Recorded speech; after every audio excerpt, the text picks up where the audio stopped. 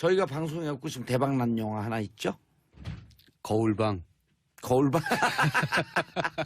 그건 아직 개봉 안 했으니까 거울방 좀 무서워. 네. 만들어지지도 않았죠. 예. 네네. 지난 시간에 얘기했나요? 지난 시간에 얘기했나요? 지난 시간에 얘기했죠. 노무현입니다. 네.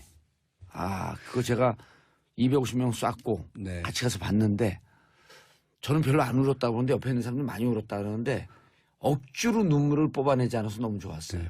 아마 많이 아시니까 좀 울음을 참으실 수 있었을 거고요. 아마 일반 관객들은 그렇지 않은 것 같아요. 그래서 지금 현재 한 84만 명 정도 이제 개봉한 지 이제 2주차 들어가고 있는데 이번 주가 지나면서 오늘 내일 아마 100만 명 정도 넘을 것 같고요. 네.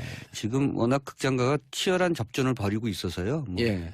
아시는 것처럼 원더우먼 이런 영화 개봉됐거든요. 네. 그래서 큰 영화가 많이 개봉돼서 우리도 이름 바꿀 걸 그랬어. 원더무현.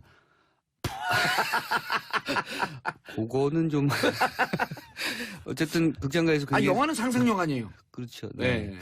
아마 근데 노무현 전 대통령 좋아하시는 분들이 좀 반대하셨을 것 같은 원더무현. 그리고 저한테 막 문자 폭탄 왔을 것 같아. 정신 좀 차려라 이놈아. 뭐 좋아하시는 분도 있겠죠. 네. 예. 저는 문자 폭탄이라고 생각하지 않고요. 문자 세례. 네. 국민들의 의견이라고 생각합니다. 아까 뭐 좀 전에 말씀들 예. 하셨지만 견뎌내야 된다고 생각합니다. 내일 또 정치하시는 한 번 얘기를 해요. 네. 예. 네. 자, 영화가 된 정치. 네.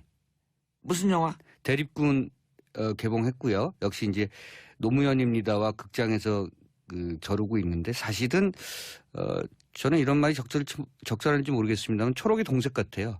이게 다큐멘터리 노무현입니다와 극영화 대립군이 사실은 같은 지점을 얘기하고 있는 작품이라는 느낌이 듭니다. 선조가 백성을 두고 튀는 장면. 그렇죠. 그리고 그 뒤에 남은 어린 아들 광해가 네. 이 상황을 수습하면서 그렇죠. 백성과 함께 국민과 함께 네. 공감의 정치를 열어가는. 네. 처음에는 이제 너무 어린 왕세자니까 예. 사태 수습을 잘 못하지만 그 과정을 통해서 성장하는 어떤 얘기인데요. 그게 사실 지금 우리 현실 정치하고 그렇게 큰 차이가 없고 현실 정치에서 뭔가 국민의 어떤 생각들을 받아들이고 스스로 정치적 의식을 성장시키는 현실 정치인의 모습 그대로 담고 있기 때문에 예. 사실 그 두 영화가 좀 대귀를 이룬다고 생각하고 어쩌면 지금 시대에 자신의 낼 목소리를 스스로 내고 있는 두 작품이라고 생각합니다. 근데 오동진 평론가님 우리 깜빡 잊은 게 있다. 뭐요? 소개 안 했잖아요. 저요? 예. 그러시더라고요. 그냥 넘어가시더라고요. 예. 네. 오동진 영화평론가 네. 함께 중간 와중에 소개합니다. 네. 오동진입니다. 예. 근데 감사합니다. 이렇게 네. 격이 없고 그냥 시스템 없는 게 더 낫지 않아요? 영화를 얘기하는데. 아니, 오동진인지 아닌지 그리 중요하지 않잖아요. 예. 네. 청취자분들한테는. 오동진 주제가도 있잖아요. 그만하세요. 오동진 방송 출연해. 네. 대립군은 예. 역사적 사실을 담고 있는 얘기고요. 대립군은 군역을 대신하는 평민들의 얘기입니다. 그러니까 양반들이 군대를 가기 싫어하고 양반 자제들이 돈을 받고. 그렇죠. 그러니까 양반 자제들이 군대를 가기 싫으면 예. 병역의 의무를 하기 싫으면 예. 돈을 내고 사람을 사는 거죠. 근데 이제 이 사람이 전쟁터에 나가서 죽잖아요. 예. 근데 기간 내에 잘못해서 죽으면 예. 그 아들이 또 군역을 대신해야 돼요. 이야. 그러니까 이제 이 사람들은 자기 아들한테 대물림을 하지 않기 위해서도 악착같이 살아야 돼. 그렇죠. 전쟁터에서 아우. 악착같이 살려고 하는 거죠. 슬픈 영화네. 네. 대립군이라고 합니다. 그래서 이 영화를 보고 있으면 여러 가지가 떠올려져요. 그러니까 사실 지금 한국 사회에서 예. 이른바 있는 사람들이 군대 안 가려고 면탈. 그렇죠. 예. 면제와 면탈은 네. 틀린 거거든요. 엄청나게 사실은 여러 가지 생각들을 많이 하고 꾀를 부리고 그러잖아요. 이제 그런 여기는 이제 대놓고 조선시대 그러니까 광해군이 제15대 왕이니까 14대 예. 선조 때는 이제 그런 게 더 심했던 것이고 그래서 지금 우리 현실 사회를 대귀에서 보여주고 있고요. 또 하나는 저는 보면서 비정규직이구나 이런 사람들이 쉽게 말해서 목숨을 담보로 한. 그렇죠. 네, 그래서 어쩌면 목숨을 담보로 했고 여기는 현실 사회에서는 자본을 담보로 해서 이런 비정규직의 모습을 감독은 슬쩍 우회해서 보여주려고 한 것이 아닌가 하는 생각이 또 들더라고요. 며칠 전 구역에서 1년 전에 참사를 겪은 김군도 있었잖아요. 그렇죠. 그것도 자본뿐만 아니라 목숨을 담보로 한 비정규직이었죠. 우리 사회가 외면했던. 1600년대 초 얘기인데 그렇다면 지금 약 500년 지난 얘기잖아요. 예. 500년 안 됐죠. 네. 별로 나아진 게 없다. 요런 인식에서 감독인 정윤철 감독이 예. 이 대립군을 소재로 해서 영화를 만든 것이 아닌가. 아마 요거는 이제 그 박근혜 전 대통령의 그 탄핵 이전에 예. 기획이 탄핵 한참 이전에 기획이 된 거잖아요. 그러니까 그리고 나서 그 이후에 그렇죠. 그러니까 그 영화가 이제 예후의 감각이 있어요.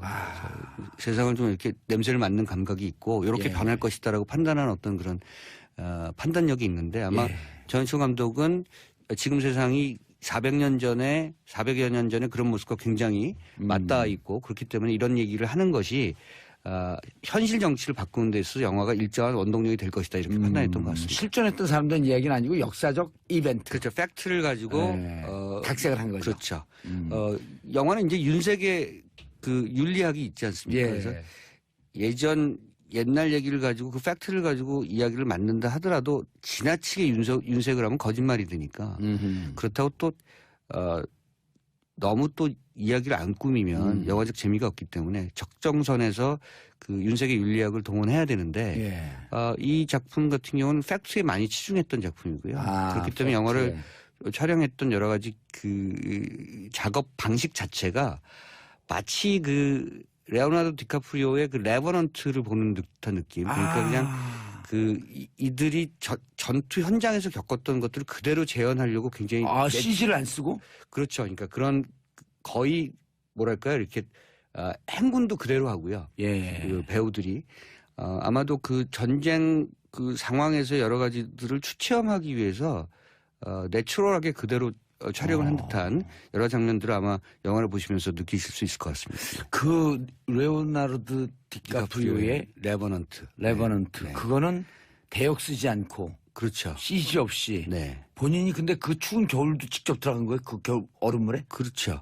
그리고 이 사슴 뱃속에 아니요 말 뱃속에 그게요. 그러니까 이제 그 특수효과 팀이 그걸 만들지 않습니까? 그 말의 배에 쏟아져 나오는 내장이라든가 이런 걸. 그게 진짜는 아니죠. 그런데 그 배우가 진짜처럼 느끼게 하기 위해서 진짜처럼 만드는 거거든요. 그러니까 배우는 그게 진짜 말의 내장인지 가짜 말의 내장인지 이게 중요하지 않고 그 느낌 자체는 똑같아요. 냄새, 그 촉감, 뭐 이런 그다음에 온도. 그렇죠. 다 똑같아요. 그러니까 그런 걸 견뎌내는 거죠. 디카프리오가 상복이 없어서 상에 대한 욕심 때문에 그 열연을 했다. 혼신의 연기를 했다라고 하는 그런 평도 있던데. 그것도 그렇죠. 맞습니까? 그리고 그때 디카프리오가 그 상을 타지 못했으면 무슨 상을 탔죠? 아니 그 큰일 날 뻔했다. 뭐 내지는 뭐 이런 걱정 때문에 모든 사람들이 줘야 된다 이거는. 그렇죠.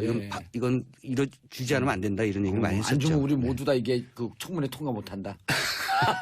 근데 어쨌든 이 영화를 보면 여기서 출연했던 이정재 씨를 포함해서 여진구 등등 또 김무열 씨 투혼의 연기를 보이는 모습들을 확인할 수가 있습니다. 멋지네요. 광해는 어떻게 묘사가 돼요? 광해는 어린 광해잖아요. 네. 사실은 우리에게 각인된 광해는 TV 사극을 통해서는 좀 폭군이에요. 그러니까요. 그래갖고 우리가 다 그렇게 인식하고. 근데 영화 사극에서는 성군이에요. 그만큼 이제 해석이 좀 남다르고, 제가 봤을 때는 외치를 굉장히 잘했던 성군인데, 내치가 워낙 이제 노선 싸움이 심했고, 그렇죠. 그런 과정에서 지나치게 정권을 유지하는 과정에서 지나치게 좀 영창대군을 죽인다든가 폭력적인 장면 그런 등등의 모습이 실록에 기록될 때 조금 안 좋은 이미지로 많이 기록된 것이 아닌가 하는 생각이 듭니다. 그런데 이제 혼란이 겪고 이 내부가 지나치게 뭐랄까요 이렇게 갈등이 많았었잖아요. 조정 내에서. 그렇기 때문에 그것을 어떻게 판단하느냐는 보는 사람의 시각에 따라서 다를 수 있다고 저는 생각합니다. 그렇죠. 진짜 국가가 임진왜란이라고 하는 대혼란을 겪고 전쟁을 겪었고요. 그럼에도 불구하고 안에서 조정 내에서의 갈등은 뭐 크게 달했었고 조금 무리하지만 이 정치를 좀 강공 드라이브로 밀고 갈 필요가 있었다. 뭐 이렇게 생각했을 가능성이 높다고 저는 생각합니다. 그래서 예. 뭐 드라마를 통해서 많이 보셨겠습니다만은 선조의 왕비하고의 인목 대비하고의 그 갈등은 뭐 너무 심했기 때문에 뭐 그런 등등 아마 이 영화를 통해서 14대 선조, 15대 광해군의 어떤 조선시대 역사를 다시 한번 좀 들춰보시는 것도 괜찮은 어떤 역사 공부가 되실 거라고 생각합니다. 예, 그리고 배우들의 리얼리티에 가까운 실존에 가까운 연기. 이정재 씨는 그 연기 경력이 오래됐잖아요. 예. 그런데 뒤로 갈수록 점점 더 그 완숙한 이미지, 완숙한 느낌이 더 묻어나는 정말 계속 진화하고 있는 배우라고 하는 느낌을 받을 수가 있습니다. 저도요, 개인적인데, 저는 전문가가 아니고 영화평론가도 아닌데, 개인적으로 네. 이정재 초창기의 연기력에 대해서는 저는 박수를 안 보냈어요. 네. 근데 어느 시점서부터 네. 그전에는 그냥 비주얼도 좋고 말 않고 있으면 되는데 어느 순간서부터 연기가 좋아지기 시작을 하는데 네. 이른바 저 관상에도 나왔었잖아요. 수양대군 때 역할이 아주 깜짝 놀랐어요. 전곡점이었죠. 일정의 그 일정한 자기 변신을 급격하게 이뤄낸 그런 영화였었죠. 예. 네. 그리고 삶이 이렇게 이제 묻어나는, 연륜이 축적이 되면서 그런 게 나오는 건가요? 그렇죠. 암살 같은 영화에서도 그러니까 캐릭터를 완벽하게 자기 것으로 이해하는 모습을 확인할 수가 있고요. 예. 젊었을 때는 조금 뭐랄까요, 그 청춘물의 이미지도 있었고. 그렇죠. 조금 저는 신세계에서 네, 그렇죠. 상대편 보스가 딱 차를 밀려올 때 막아섰다가 그 상대편 보스가 같은 판에 다른 게 뭐죠? 딱 하는데 거기다 형, 이거 너무 하시는 거 아니에요? 하면서 어디에서 인터뷰를 하면서 어떻게 요즘 그런 대사가 있어요? 그거 엄청 열심히 연습했는데 너무 웃겨갖고 네. 웃음을 참느라 그랬는데 저는 그거 아주 인상적으로 봤거든요. 첫 장면 기억하시죠? 신세계 인천 부두죠. 예. 네. 그리고 그 이렇게 풀쇼트인데요. 예. 바다는 좀 아주 그 다크한 푸른색이죠. 예. 검푸른색이고 그리고 이정재 씨가 이렇게 뒷모습으로 이렇게 한쪽에 서 있습니다. 그래서 풀쇼트 담아냈는데 그때 한국 남자 배우 중에서 예. 뒷모습이 가장 잘 빠진 그런 이미지의 배우라는 평가를 받았고 신세계에서 가장 매력적인 역할을 신세계가 전체적으로 풍은 누아르풍이죠. 그렇죠. 그런데 거기 잘 어울리는 것 같아. 그런데 무간도였죠. 예. 네. 무간도 2. 그렇죠. 무간도 네. 2의 무간도의 예. 그 얘기를 가져오고 있음에도 불구하고 굉장히 한국적으로 잘 바꾼 그런 요즘 작품이었죠. 무간도 거를 많이 가져오는 것 같아요. 예를 들어 그 프리즌도 그 무간도 아닌가요? 그렇죠. 네. 어쩌면 그 제5열 예. 그리고 아하. 그것이 이제 어떻게 보면 스스로 정체성을 뒤바꾸는 그리고 그것에 혼란을 겪는 캐릭터의 어떤 모습이 좀 사실은 드라마틱하니까요. 예. 뭐 그 그런 바뀐 얘기를 캐릭터로 계속 살아가는 그렇죠. 암시를 주는 마지막에. 네네. 그렇죠. 네. 자, 샵1035 단문 50원 장문 100원. 아, 우리 영화에 빠지다 보니까 이거 읽어줘야 되는데 이게 문자 안 들어오면 우리가 맥이 빠지거든요. 1687님 이정재 연기는 믿고 볼 수 있죠. 제가 좋아하는 5배우가 이정재, 송강호, 정우성, 조인성, 최민식. 아, 이분 영화평론가인가요? 딱 5분이거든요. 호호. 순서대로 1등, 2등, 3등, 4등은 아니겠죠? 네. 네. 가나다 순도 아니고. 예, 김윤서님 광해군 이야기를 듣는데 노장 노무현 전 대통령이 생각나네요. 맞닿는 부분이 있는 듯이요. 그리고 네. 광해 영화를 보고 문재인 대통령께서 마지막 장면을 보고 통곡을 했던 그 사진이 기억이 납니다. 여기서도요. 예. 그 광해가 이건 뭐 스포일러가 아니라고 생각하는데요. 제가 제일 좋아하는 장면 중에 하나도 그 민중들 앞에서 춤을 춰줘요. 아하. 네. 백성들 앞에서. 예. 네. 그러니까 이제 깜짝 놀라는 거죠. 같이 그 수행했던 그런 신하가 왜 이런 일을 하시면 안 됩니다. 이런 거잖아요. 그런데 그때 광해의 대사가 그러니까 따뜻한 밥을 얻어먹은 거죠. 백성한테. 아하. 그 며칠 밥을 못 먹다가 그렇게 이제 피난길을 이렇게 오가면서 예. 며칠 밥을 못 먹다가 간신히 밥 한 끼를 얻어 먹었는데 어쨌든 그 중에 한 명이 김무열 씨가 예. 극중 인물이 노래를 부르고요. 노래 한 자락 불러라. 그래서 노래 한 자락 밥값을 해라 쉽게 얘기해서. 그렇죠. 그래서 스스로 춤을 추는데 하는 대사가 내가 지금 백성들을 위해서 해줄 수 있는 일이라고 하는 것이 이것밖에 더 있느냐.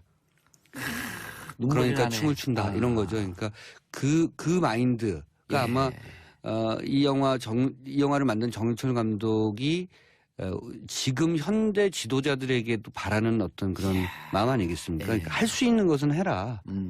할 수 있는 것에 최선을 다해라. 그러니까 대단히 거창하고 어마어마한 일을 바라는 것이 국민들의 어떤 요구사항이 아니라 예. 지도자라고 하는 것은 국민들의 눈높이에 맞춰서 자신이 할 수 있는 것만큼 하는 것을 바라고 있다. 이런 문재인 대통령께서 직접 커피를 타드시고 네 그다음 이낙연 총리 인사하고 네 예, 이낙연 총리 임명된 분이 네.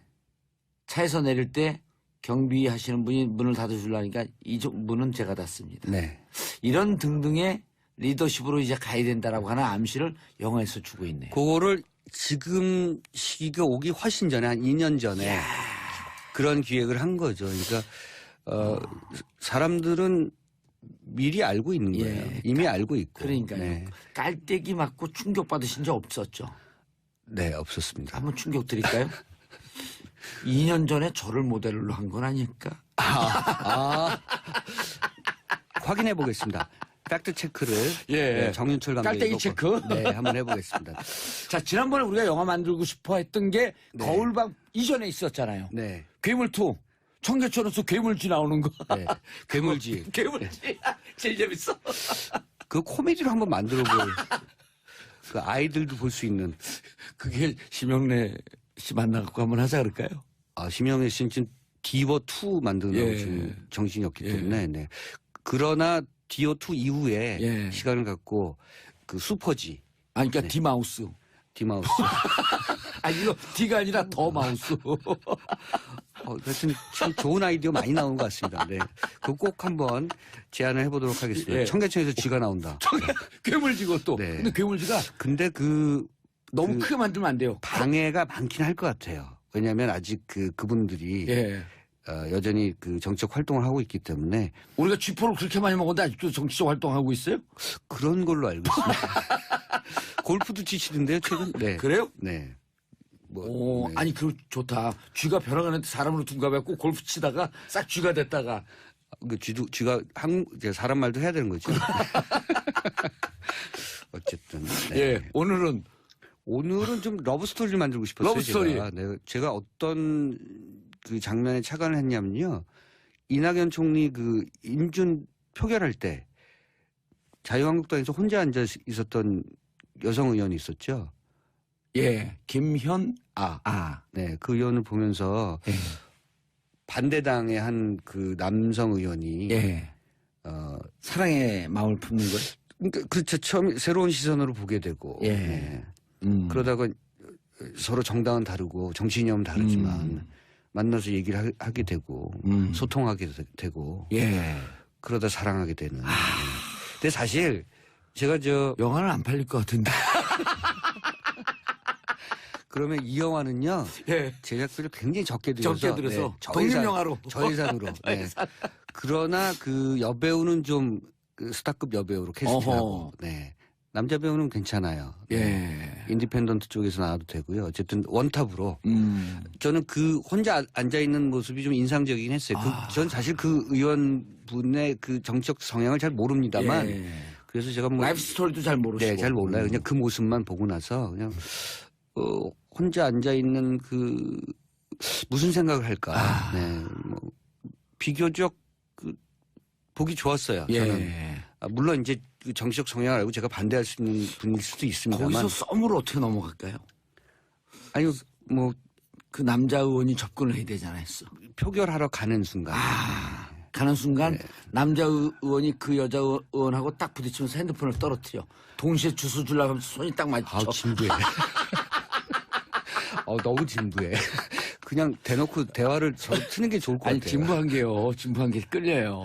저기 예전에 마이클 더글라스하고 아네트 베닝 나왔던 영화 있으면 대통령의 연인이라고요. 예. 그래서 그 마이클 더글라스는 그 공화당 대통령이에요. 예. 아네트 베닝은 이제 환경운동가예요. 액티비스트거든요. 그러니까 서로 사실은 진보적인 여성과 공화당 주류의 대통령인데 이 두 사람이 만나서 사랑하게 되는 얘기가 할리우드에 있었습니다. 그래서 왜 사실은 인상적으로 딱 보였는지 이따 그것도 설명해 주셔야 돼요.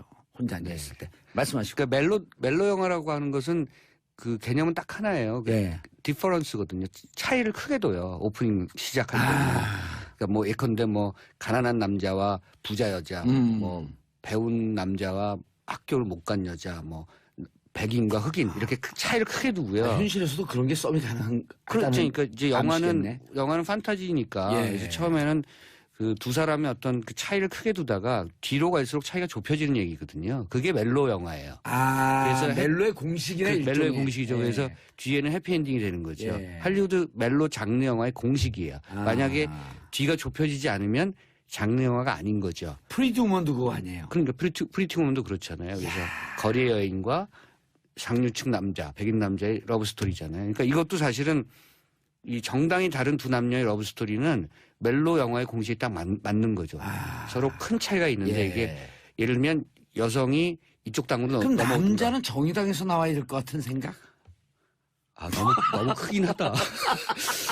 그 현실성이 훅 떨어지던데. 그냥 뭐 국민의당 이런 얘기 함부로 하면 안 되죠. 네. 그러면 아니 근데 우리가 네. 그 정당을 비하하는 게 아니고 그러니까요. 네. 정당이 이렇게 뭐 정치적으로 또 영화적으로 재미있게 네. 이렇게 가는 거니까. 아니 저는 현실의 장면을 영화 속에서 그대로 써도 되겠다고 생각한 장면이 피켓팅 장면이거든요. 자유한국당의 피켓팅. 예. 코미디더라고요. 제가 봤을 때. 아하. 그래서 이런 장면을 그대로 써도 되겠다 영화에서. 예. 그러니까 그날 국회에서 보여준 여러 장면이 사실 영화적인 장면이었다고 저는 생각합니다. 예, 알겠습니다. 오동진 영화평론가와 함께 했습니다. 인사하시고요. 네. 오동진이었습니다. 감사합니다. 예. 개봉했고요. 역시 이제 노무현입니다와 극장에서 겨루고 있는데 사실은 저는 이런 말이 적절한지 모르겠습니다만 초록의 동색 같아요. 이게 다큐멘터리 노무현입니다와 극영화 대립군이 사실은 같은 지점을 얘기하고 있는 작품이라는 느낌이 듭니다. 선조가 백성을 두고 튀는 장면. 그렇죠. 그리고 그 뒤에 남은 어린 아들 광해가 네. 이 상황을 수습하면서 그렇죠. 백성과 함께 국민과 함께 네. 공감의 정치를 열어가는. 네. 처음에는 이제 너무 어린 왕세자니까 예.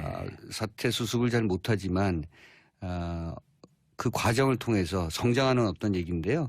그게 사실 지금 우리 현실 정치하고 그렇게 큰 차이가 없고 현실 정치에서 뭔가 국민의 어떤 생각들을 받아들이고 스스로 정치적 의식을 성장시키는 현실 정치인의 모습 그대로 담고 있기 때문에 예. 사실 그 두 영화가 좀 대귀를 이룬다고 생각하고 어쩌면 지금 시대에 자신의 낼 목소리를 스스로 내고 있는 두 작품이라고 생각합니다. 근데 오동진 평론가님 우리 깜빡 잊은 게 있다. 뭐요?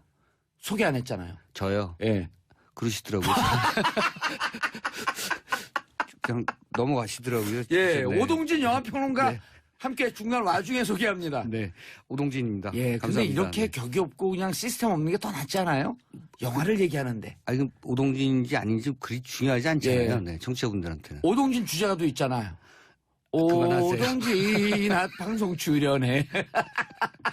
네. 대립군은 예. 그 역사적 사실을 담고 있는 얘기고요. 대립군은 군역을 대신하는 평민들의 얘기입니다. 그러니까 양반들이 군대를 가기 싫어하고 양반 자제들이 돈을 받고. 그렇죠. 그러니까 양반 자제들이 군대를 가기 싫으면 예. 병역의 의무를 하기 싫으면 예. 돈을 내고 사람을 사는 거죠. 근데 이제 이 사람이 전쟁터에 나가서 죽잖아요. 예. 근데 기간 내에 잘못해서 죽으면 예.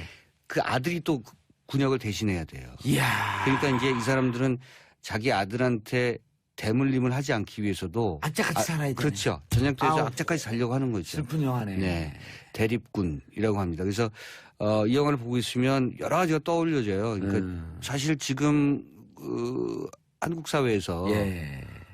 이른바 있는 사람들이 군대 안 가려고 면탈. 그렇죠. 예. 면제와 면탈은 네. 틀린 거거든요. 엄청나게 사실은 여러 가지 생각들을 많이 하고 꾀를 부리고 그러잖아요. 이제 그런 여기는 이제 대놓고 조선시대, 그러니까 광해군이 제15대 왕이니까 14대 예. 선조 때는 이제 그런 게 더 심했던 것이고 그래서 지금 우리 현실 사회를 대퀴에서 보여주고 있고요. 또 하나는 저는 보면서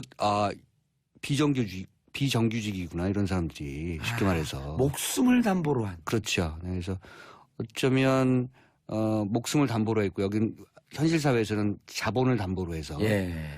이런 비정규직의 모습을 감독은 슬쩍 우회해서 보여주려고 한 것이 아닌가 하는 생각이 또 들더라고요. 며칠 전 구의역에서 1년 전에 참사를 겪은 김군도 있었잖아요. 그렇죠. 그것도 자본뿐만 아니라 목숨을 담보로 한 비정규직이었죠. 우리 사회가 외면했던. 1600년대 초였던 것들을 그대로 재현하려고 굉장히 CG를 안 쓰고? 그렇죠. 그러니까 그런 거의 뭐랄까요 이렇게 행군도 그대로 하고요. 예. 그 배우들이 아마도 그 전쟁 그 상황에서 여러 가지들을 추체험하기 위해서 내추럴하게 그대로 촬영을 한 듯한 여러 장면들을 아마 영화를 보시면서 느끼실 수 있을 것 같습니다. 그 레오나르도 디카프리오의 레버넌트. 네. 그거는 대역 쓰지 않고 그렇죠. CG 없이 네. 본인이 근데 그 추운 겨울도 직접 들어간 거예요? 그 겨울 얼음물에? 그렇죠. 그리고 이 사슴 뱃속에 아니요, 말 네. 뱃속에 그게요. 그러니까 이제 그 특수효과 팀이 그걸 만들지 않습니까? 예. 그 말의 배에 예. 쏟아져 나오는 내장이라든가 이런 걸. 그게 진짜는 아니죠. 그런데 그 배우가 진짜처럼 느끼게 하기 위해서 진짜처럼 만드는 거거든요. 그러니까 배우는 그게 진짜 말의 내장인지 가짜 말의 내장인지 이게 중요하지 않고 그 느낌 자체는 똑같아요. 냄새, 그 촉감 뭐 이런 그다음에 거 온도. 그렇죠. 다 똑같아요. 그러니까 그런 걸 견뎌내는 거죠. 디카프리오가 상복이 없어서 상에 대한 욕심 때문에 그 열연을 했다. 혼신의 연기를 했다라고 하는 그런 평도 있던데. 그것도 그렇죠. 맞습니까? 그리고 그때 디카프리오가 그 상을 타지 못했으면 예. 무슨 상을 탔죠? 아니 그 큰일 날 뻔했다. 뭐 내지는 뭐 이런 걱정 때문에 모든 사람들이 줘야 된다 이거는. 그렇죠. 예. 이건 주지 않으면 안 된다 이런 얘기를 많이 했었죠. 안 주면 우리 모두 다 이게 그 청문회 통과 못한다. 근데 어쨌든 이 영화를 보면 여기서 출연한 얘기인데 그렇다면 지금 약 500년 지난 얘기잖아요. 예. 500년 안 됐죠. 네.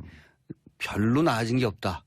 요런 인식에서 감독인 정윤철 감독이 이 대립군을 소재로 해서 영화를 만든 것이 아닌가. 아마 요거는 이제 그 박근혜 전 대통령의 그 탄핵 이전에 탄핵 한참 이전에 기획이 된 거잖아요. 그러니까 그리고 나서 그 이후에 그렇죠. 그러니까 그 영화가 이제 예후의 감각이 있어요.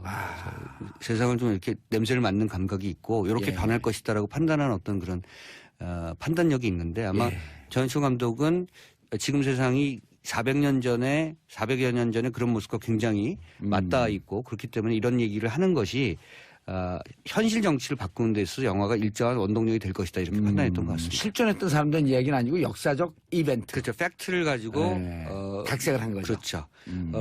영화는 이제 윤색의 그 윤리학이 있지 않습니까? 그래서 옛날 얘기를 가지고 그 팩트를 가지고 이야기를 만든다 하더라도 지나치게 윤색을 하면 거짓말이 되니까 그렇다고 또 너무 또 이야기를 안 꾸미면 영화적 재미가 없기 때문에 적정선에서 그 윤색의 윤리학을 동원해야 되는데 이 작품 같은 경우는 팩트에 많이 치중했던 작품이고요. 그렇기 때문에 영화를 촬영했던 여러 가지 그 작업 방식 자체가 마치 그 레오나르도 디카프리오의 그 레버넌트를 보는 듯한 느낌. 그러니까 그냥 그 이들이 전투 현장에서 저희가 방송해갖고 지금 대박난 영화 하나 있죠? 거울방. 그건 아직 개봉 안 했으니까 거울방 좀 무서워. 만들어지지도 않았죠. 네. 지난 시간에 얘기했나요? 지난 시간에 얘기했나요? 지난 시간에 얘기했죠. 노무현입니다. 네.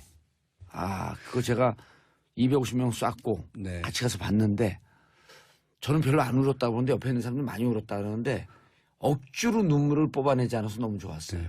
아마 많이 아시니까 좀 그 울음을 참으실 수 있었을 거고요. 아마 일반 관객들은 그렇지 않은 것 같아요. 그래서 지금 현재 한 84만 명 정도 그러니까 개봉한 지 이제 2주차 들어가고 있는데 이번 주가 지나면서 오늘 내일 아마 100만 명 정도 넘을 것 같고요.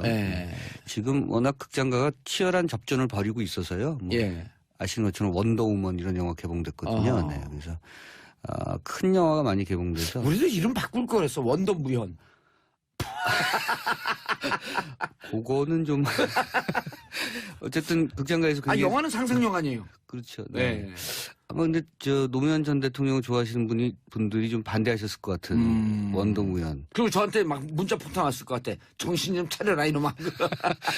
뭐 좋아하시는 분도 있겠죠. 네. 예. 저는 문자 폭탄이라고 생각하지 않고요. 문자 세례. 국민들의 의견이라고 생각합니다. 아까 뭐 좀 전에 말씀들 예. 하셨지만 그 견뎌내야 된다고 생각합니다. 내일 또 정치하시는 한 번 분. 얘기를 해요. 네. 자, 영화가 된 정치. 네. 무슨 영화? 대립군